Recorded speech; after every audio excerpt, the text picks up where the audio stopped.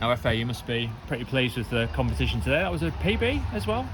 I think it is. I mean, with these days, I don't know my PBs anymore because I have windy PBs, I fouled bigger jumps. It's like, yeah, I mean, I've got a target in my mind of what I think I could be jumping, but it might have been a legal one. Yeah, it may have, but yeah. And last round as well must have been quite pleasing. A bit nervy as well. What was it like out there? Round 6 has become a bit of my signature these days. I think sometimes when it gets to round 6, I know that like all shackles are off and there's nothing afterwards. So I tend to jump my best in round 6. So I'm not surprised I did it, to be fair. Yeah. Yeah. Tell me a little bit about your setup, because I noticed you've done lots of competitions in America. Are you based out there, or have you just been out there in Olympic gear, or what's the? Yeah, so I mean, it was a tough one. So I had surgery at the back end of last year for my knee, so I couldn't run till around February. Oh, okay. So it really changed my setup, and if I was going to have any chance of competing this year, I really had to have the right setup with regards to physiotherapy and sort of recovery. Yeah. So I had a physio that helped me come back from injury, and they ended up moving and being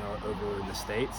So I kind of just followed that, where I could get sort of the best support, and it really did go really well. I sort of supercharged my recovery, came back. So you saw those meets in sort of March, April time, where I was actually able to come back into shape. But unfortunately, my big plan for the year was to get to the Europeans and jump pretty well out there. The stand was, I think, 1680, and that was well within my sights. But unfortunately, in May, I tore my hamstring at a meet in Greece. Oh, okay. So that put me out for a month. So basically, on the back end of that, I then came back to Europe and was trying to fight to basically come back, and did like 2 meets last week in Spain just to sort of get into the rhythm, and then had today. Yeah. So my setup has been very, very disjointed this year. It's been difficult because it's seems a similar-ish story to the women's triple jump winner from yesterday, Naomi Metzger, who we were talking to, who had knee surgery as well. Yeah. And then a further surgery on a quad. Right. Damn. So you've had knee surgery and a hamstring tear. Yeah, exactly. I mean, I'm really. They say the triple jump's a tough event. It is a tough event. It's really interesting. I'm surprised I've not had more issues in my career, to be honest. Yeah. Like, given how grueling the event is, but I think it's also a sign sometimes that you get to a point where you're actually stronger and you're faster, and the more force you're putting through your body, the more risk there is for injury ultimately. So once you start to push your body at that level, the injury risk becomes quite high. So I mean, I'm just grateful at the moment. There are a lot of things that didn't go the way I wanted this season, but I'm grateful to at least be here and be healthy. Because that's all you can really ask for. It gives you a chance as long as you're in. Yeah. You had a promising junior career, didn't you? Were you fourth in the European under-20 champs? Fourth in European years juniors. ago, about 12 years ago or something. Yeah, exactly. Fourth in the European juniors. I was, again, even there, probably felt like I should have won that competition.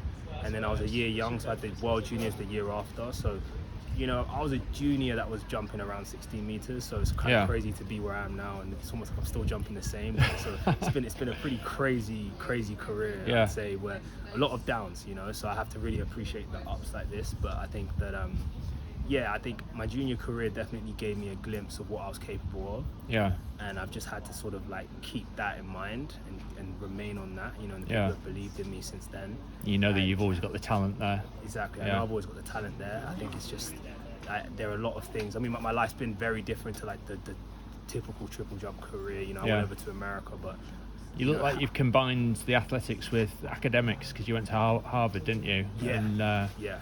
That must have drawn away a lot of the time away from the training. That changed my trajectory a lot. I went to Harvard, so I didn't go to a traditionally athletics focused uni. Obviously they're actually doing a lot better now, but when I went, it wasn't. It's definitely more academic focused. It's more gearing you up for a certain world of work and things like that. So my years while I was there, I managed to sort of. I think I jumped 16 meters. I jumped 785 in the long jump while out there, but it wasn't. By no means was I improving by a lot while I was out there, but I still stayed in the system the 4 years, went to the NCAAs, got a taste of that, got a taste of losing, which I think was actually quite valuable, because I didn't do a whole lot of losing before I left, to be honest, so I think I needed that.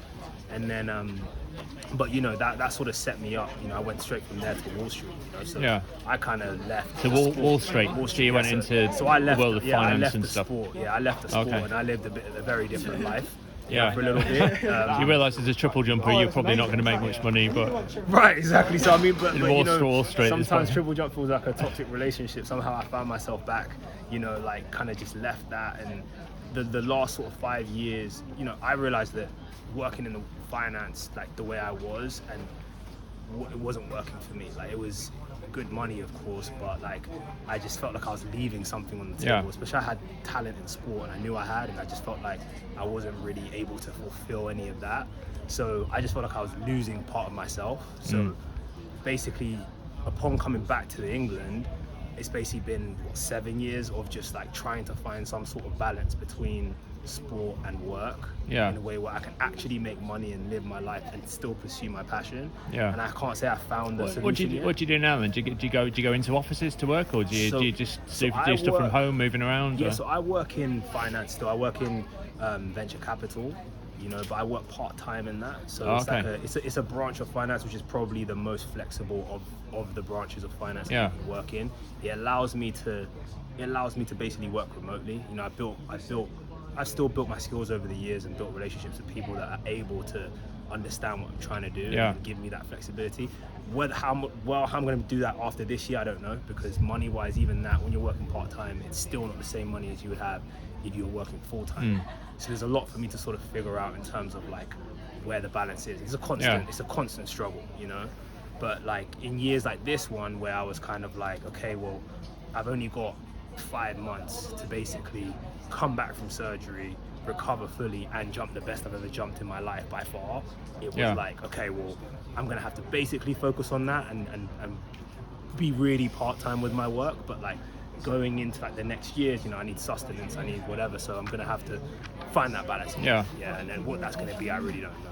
What's the big goal with athletics? What would you really like to achieve to? Yeah, I mean, it's a tough one. I mean, like obviously, you're obviously not close to retirement yet, but what would you like to do by the end of your career to sort of really give that satisfaction? I mean, for me, I think it's just distances. You know, like I feel as though I know what it takes to jump over 17 meters. I feel like for a long time I've known that. I have you what think it that's takes, not impossible? Talent-wise, I know I've got what it takes to jump in excess of 17 meters, like far in excess of 17 meters if I put it together. And I think really that's what drives me.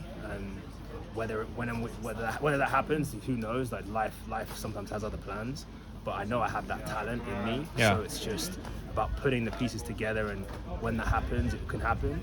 You know, and in the meantime, you know, pick up as many medals and accolades and whatever that I can.